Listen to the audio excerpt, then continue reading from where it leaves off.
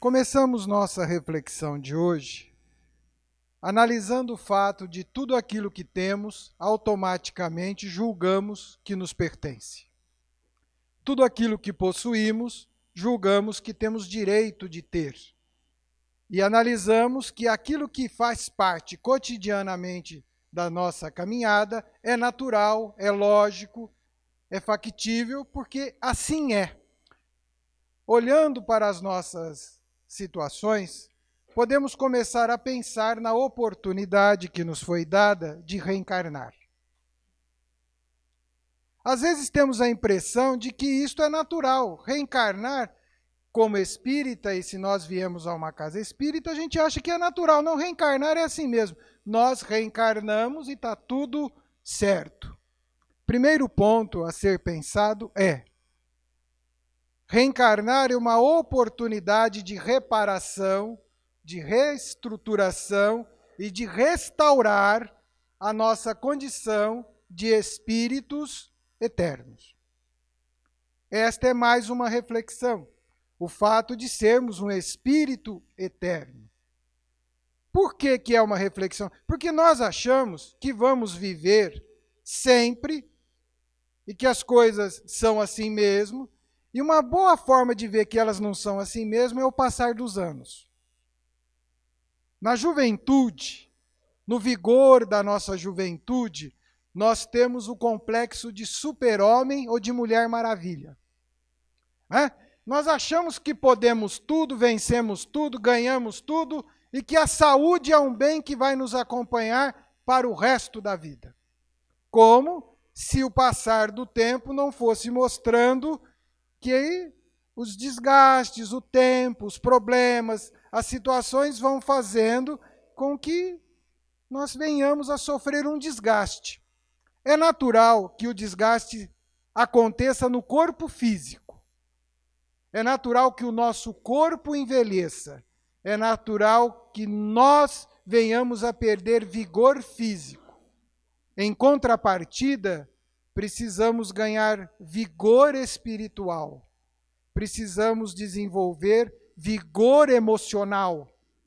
Porque a partir de uma determinada fase, nós vamos lidar emocionalmente com situações das mais diversas possíveis e elas irão exigir este vigor.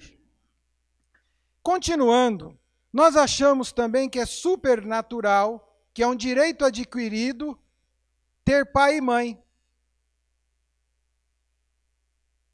É obrigação do espírito que reencarna, é obrigação, é dever daqueles que me receberam. Eles tinham que me receber. Eles tinham um compromisso comigo e eu precisava reencarnar lá, porque eu tinha direitos para ser tratados com aqueles espíritos. Já que eu sou espírita, então eu reencarnei lá porque eu tinha direito. Olha, de fato, se você ainda não agradeceu o fato de ter reencarnado aos espíritos que te propiciaram isto, me perdoem pela franqueza e a clareza que me acompanham. Você está cometendo um equívoco gravíssimo.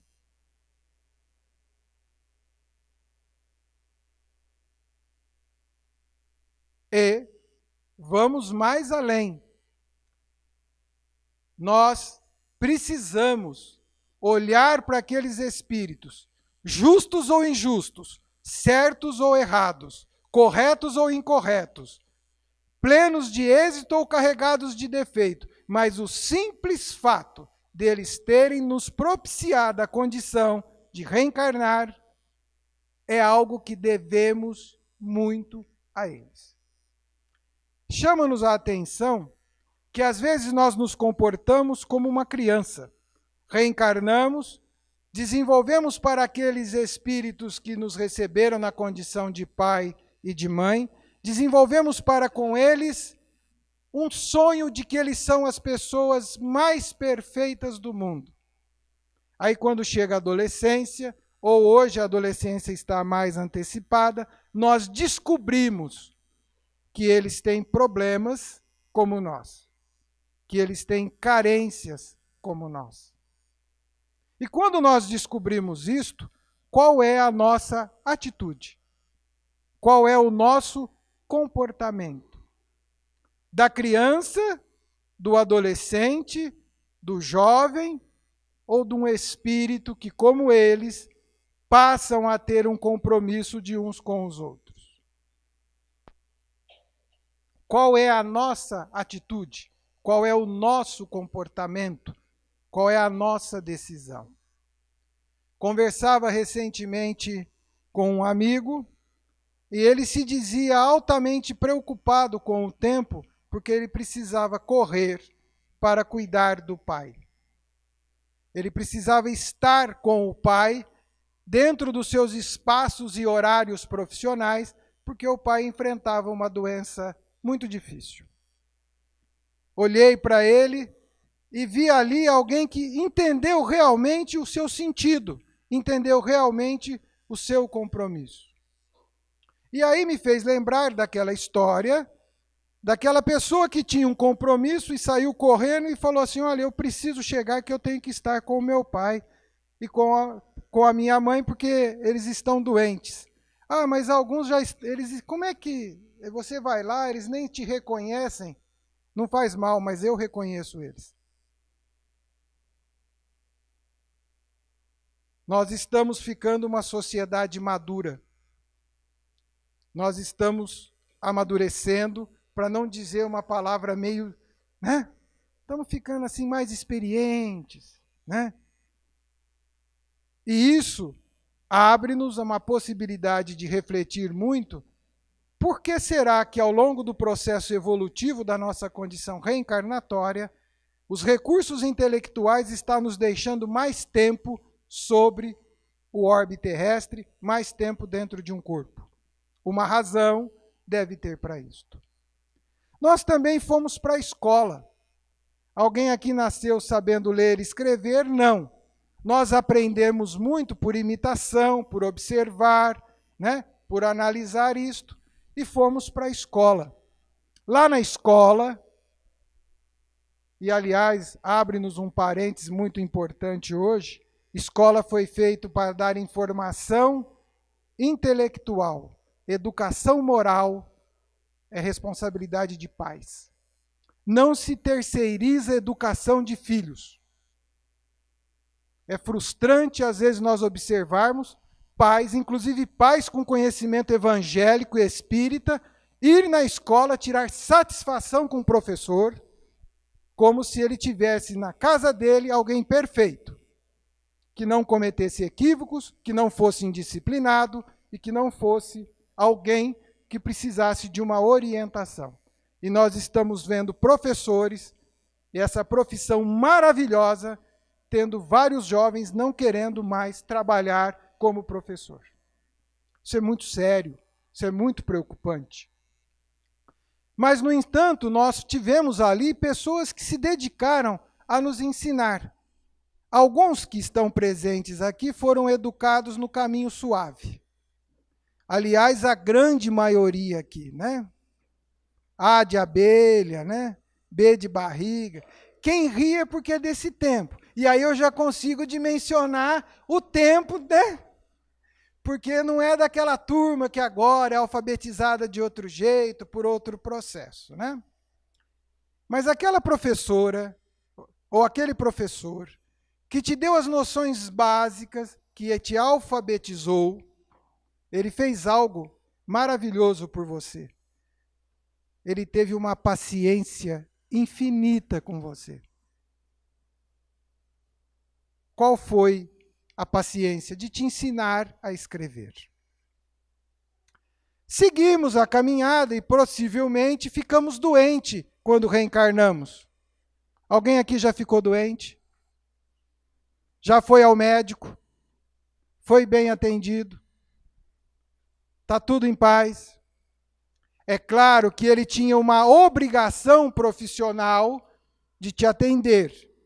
Mas te atendeu, te recebeu, te deu atenção. Tem uns que às vezes nos atende com um pouco de pressa, né? Ele tem às vezes um concurso de número de consultas dia para atingir. Mas, tirando esses detalhes, somos e temos a oportunidade de ter aqueles que nos atendem, que nos socorrem. Todos nós desenvolvemos uma profissão. Cada um no seu segmento desenvolveu uma profissão. A profissão que você tem hoje, você já sabia? Ou teve alguém que te ensinou? Ou teve alguém que te orientou? Ou teve uma estrutura que te treinou? Como é que foi isto? Como é que esta situação te envolveu a ponto de você ter hoje uma fonte de renda, ter um trabalho, ter uma profissão? Como é que isso aconteceu? Eu faço essas questões e volto ao começo da nossa conversa. Porque nós achamos que tudo isso aconteceu naturalmente. E que foi algo que é nosso direito de ter, que é nosso direito de perceber e de ser proprietário disto. Como se isto não tivesse envolvido outras pessoas que se dedicaram, que se comprometeram a cuidar de nós. Provavelmente, muitos de nós transitamos também para a escolha de alguns caminhos de convivências sociais. Você tem amigos? Tem a turma? Tem aquelas pessoas que você se relaciona? Tem aquelas pessoas que você convive? Sim. Como é que elas se aproximaram de você? Por que elas gostam de você? Qual é a razão desta convivência? São coisas que nós precisamos parar e pensar. Às vezes, muitos de nós mudamos de amigos. Não precisaríamos mudar de amigos se aprendêssemos que os amigos mudam. Como nós mudamos? Essa é uma questão de relação e de convivência social. Uma outra coisa que nós achamos que é um direito pleno nosso é ter um corpo perfeito. É um direito nosso ter um corpo perfeito. Mãos, braços, pernas, capacidade de ouvir, tato para observar, para tatear e perceber, olfato, audição, capacidade de falar, corpo perfeito. É um direito nosso. E aí vem uma grande questão, que é o motivo da nossa conversa de hoje. De fato, tudo isto é um direito nosso. Nós conquistamos e estamos usufruindo disto. Mas é preciso entender algo importante. Na condição que estamos de espíritos no processo evolutivo, a qualquer instante, a qualquer circunstância, isso pode mudar. E a hora que isso muda, provoca alterações muito profundas na nossa caminhada. Alguém aqui já ficou desempregado da noite para o dia, sem saber? Da noite para o dia, você chegou no seu trabalho, vieram com uma carta e falaram assim: agradecemos os seus serviços, nem que Deus te acompanha. Você passa no RH, né? E da noite para o dia você ficou desempregado. Como é que é isto? É fácil lidar com isto? Como é da noite para o dia você ter a sua saúde comprometida? Da noite para o dia, você fala assim, alguém chega para você e fala, olha, você agora vai ter que cuidar disso, ter limitações para isso, vai ter impossibilidades para aquilo. Como é que é? É algo fácil de se lidar? Mas e como é que ficou a minha condição de direito que eu tinha? Como é que está isso? Como lidar com isto? Tem determinadas coisas que a escola não vai explicar, os amigos não vão explicar, ninguém vai fazer por você. Que é valorar profundamente aquilo que você tem hoje. E entender a sua condição, e a minha condição, e a nossa condição de filhos de Deus. E Deus, por ser onipresente, soberanamente justo e bom, não me privilegiou diante da criação em relação ao meu irmão. Deus é justo. Ele propiciou-nos os recursos que nós precisamos para trilhar o caminho. E o que Ele espera que a gente faça com esses recursos? Reconheça o seu devido valor. E ao reconhecer o seu devido valor, coloquemos-o em prática a benefício nosso, mas aí só a benefício nosso não dá. Porque seria uma visão egoísta, egocêntrica da verdade. Conhecereis a verdade e a verdade vos libertará. E aí vem uma grande pergunta: alguém é feliz sozinho? Alguém consegue cultivar esta felicidade que ela acabou de ler sozinho?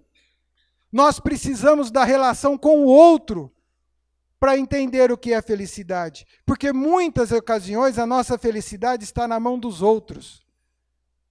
Por que a nossa felicidade está na mão dos outros e não na nossa própria mão? Porque a questão é de relação, é de amor ao próximo.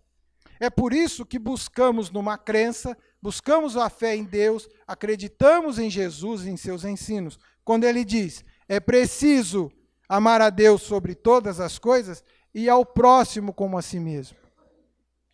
Quando você precisa dessa relação com o próximo, e como é que nós manifestamos o nosso amor ao próximo? Dando um abraço?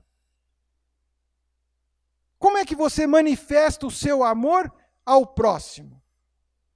E aí vem uma grande pergunta: estamos manifestando o nosso amor ao próximo? Ou estamos apenas cumprindo tabelas para falar o óbvio, o ululante, por um bom processo de educação social? Qual é a atitude verdadeira? Eu estou agradecendo ao meu corpo que eu tenho, cuidando efetivamente bem dele, porque isso é uma forma de gratidão. Quando eu pego e cuido bem deste vaso que me acolhe enquanto espírito. Aí é uma forma de gratidão. Eu cuido bem da oportunidade de trabalho quando eu tenho, na medida que eu valorizo aquele ambiente, me dedico a ele, faço o melhor que posso, me comprometo responsavelmente pelas minhas atribuições, cuidando das pessoas que porventura estejam sobre meus cuidados, ou daqueles a quem eu devo a satisfação, fazendo por eles de forma grata, respeitosa, o melhor, o máximo, e torcendo para o sucesso da minha empresa que me acolhe, do meu trabalho, da instituição, das pessoas que me lideram, das pessoas com quem eu convivo. Isso é mais uma forma de gratidão. Gratidão por aquilo que nós temos, por aquilo que está à nossa disposição. Mas não é um convite à inércia, não é um convite ao conformismo, é um convite ao reconhecimento de algo que está à sua disposição. Nosso país tem 13 milhões de desempregados. Se colocarmos exponencialmente, cada um na sua família são 3, nós estamos falando de 50 milhões de pessoas. E você vai poder acordar amanhã e ter para onde ir. Como é lidar com esta verdade? Ah, André, é mais bacana na teoria falar de agradecer. Então eu chego lá no meu trabalho, obrigado a todos. Não vai ter posição de maluco. Você vai chegar lá e não é você vai demonstrar isto, não é pelo verbo. Não é por isto, é pelas suas atitudes, pelas suas ações. Nas suas preces, você ora por você e ora pelo seu ambiente de trabalho? Nós fazemos isto. É algo que cumpre-nos refletir, cumpre-nos pensar. E outro detalhe que precisamos agradecer. Quando você chegar em casa agora, você vai sair daqui, vai chegar na sua casa. Você tem uma casa para ir? Tem gente te esperando? Tem uma cama para dormir?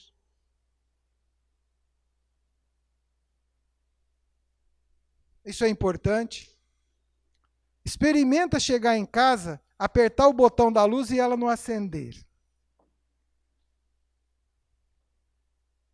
Mas, André, é natural, eu paguei a conta, a luz tem que funcionar.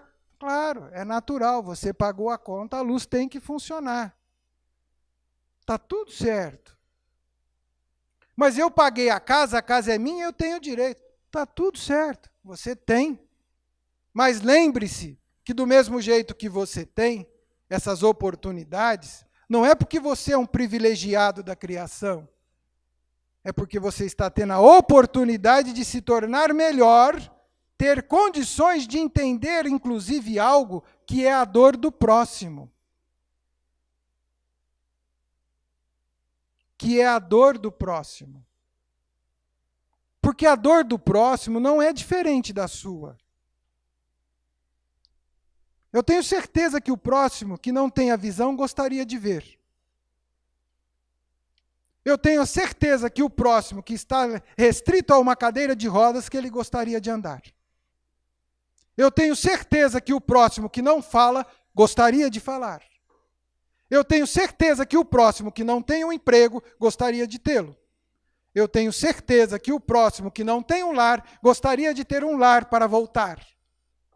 Eu tenho certeza que o próximo que não tenha pai ou mãe, gostaria de ter o pai ou a mãe para lhe dar um abraço. Eu tenho certeza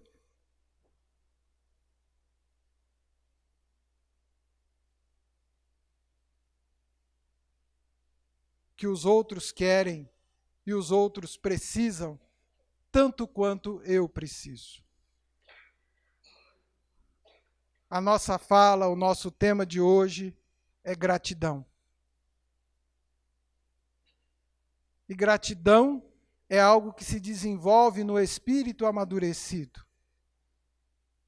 Reconhecimento de todas as benesses que lhe são colocadas a serviço do seu progresso. Então, se você tem que agradecer a alguém, faça hoje. E não faça pela obrigação de fazer. Faça pelo entendimento de compreender que isto é necessário pelo seu próprio bem-estar. É preciso agradecer. Agradecer e reconhecer quantas coisas valiosas estão disponíveis a todos nós, todos os dias. Muitos de nós viemos para cá com carro. Temos o nosso carro. Temos condição de nos locomover de moto, de bicicleta, de ônibus, de inúmeras condições para chegar aqui. Valorizar cada oportunidade que temos é uma questão de espíritos amadurecidos. Eu uso de uma frase antiga, até meus meninos brincam comigo de vez em quando sobre tudo isto, e eu vou usá-la agora. Esta frase é meio chavão, mas é importante que a gente pense nisto. Eu não preciso perder para saber o valor. Eu não preciso perder para entender que é importante. Eu não preciso ficar sem para saber que aquilo é valioso. Então nós não precisamos ter a carência, a ausência para entender. É preciso entender agora. É preciso cultivar agora. É preciso acerenar o coração agora. É preciso ter paz para viver agora. E a paz advém do nosso comportamento e do nosso reconhecimento de tudo isto que nos circunda todos os dias. Isto é, Evangelho de Jesus, vivo, redivivo, ativo, profícuo, produtivo, transformador, renovador, que liberta o homem de si mesmo. É preciso romper os grilhões que nos prende ao materialismo, à mesquinheza, ao orgulho e ao egoísmo. A esse isolamento que nos colocamos num casulo, para que a borboleta se liberte e voe livre na sua condição de espírito em progresso. É preciso olhar para o próximo que está à nossa volta, se doando, se dedicando e reconhecer o seu valor. Porque se fizerem isto conosco, se fizerem isto para nós, nós sentiremos que estamos no bom caminho e estamos sendo importantes para alguém. Como é bonito, independente da idade que você tenha, dos anos terem marcado a tua face, dos teus cabelos terem ficado brancos, ou de você tê-los ou não tê-los. Como é bonito você chegar para aqueles que te deram a oportunidade da reencarnação, e não, você não precisa fazer um grande discurso, só precisa dizer-lhes, muito obrigado. São transformações que nos farão mudar e nos trarão um pouco de serenidade. E amanhã, talvez alguém chegue para nós e diga-nos, muito obrigado. Queremos encerrar essa nossa reflexão de hoje com uma história muito simples de uma jovem que parou em uma vitrine, viu um colar azul e o comerciante lá de dentro observava aquela jovem a olhar o colar. Ela entrou e falou assim para o comerciante, eu quero aquele colar. Ele falou assim, mas será que você, aquela jovenzinha, será que você vai poder pagar por este colar? Ela falou assim, acho que eu posso, eu tenho aqui o meu dinheiro, né? E aí ela tirou da mão, embrulhado num papelzinho, algumas moedas, mas era um colar, num tom brilhante, uma joia. Ele virou e falou assim, mas por que você quer este colar?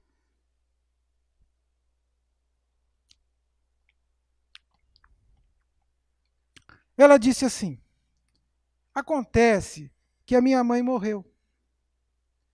E a minha irmã mais velha se desdobra a cuidar de todos nós, todos os dias. E este colar tem as pedras azuis, que é como os olhos dela.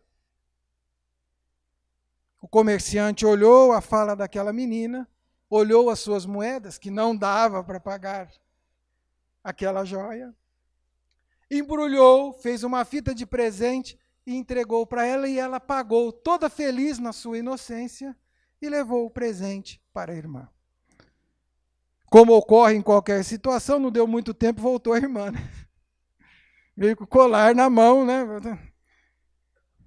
A minha irmã chegou em casa com este colar, por um acaso, ela comprou aqui. Ele falou, sim, ela comprou aqui e pagou por ele. Mas como ela pagou por ele? Ela não tinha dinheiro para pagar por ele, como é que ela fez? Ela não pode. E ela já com tudo desembrulhado, ele virou e falou assim, não, mas ela pagou, é seu presente. Não, ela não pode. Ela pode, eu vendi, fui eu que vendi e entreguei. Por favor, ele pegou o colar, embrulhou de novo, passou uma fita vermelha e entregou para ela. E aí ele lhe disse o seguinte, ela pagou o preço, o maior preço que alguém pode pagar. Ela deu tudo o que tinha em gratidão a você. Que Jesus nos abençoe.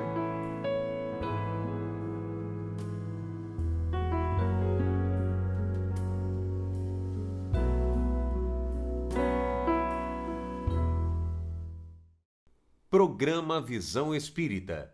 Apoio. Livraria Espírita Guilom Ribeiro. Há 50 anos divulgando o livro e a doutrina espírita.